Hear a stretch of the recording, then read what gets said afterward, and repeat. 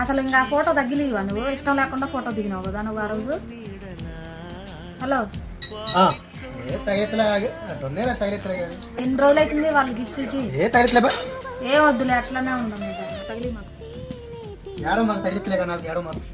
సంవత్సరాలే కానీ వాళ్ళు ఇచ్చేది ఆ ఫోటో ఎప్పుడు తగిలికన్నా కూడా తగిలిచ్చాను వద్దాం.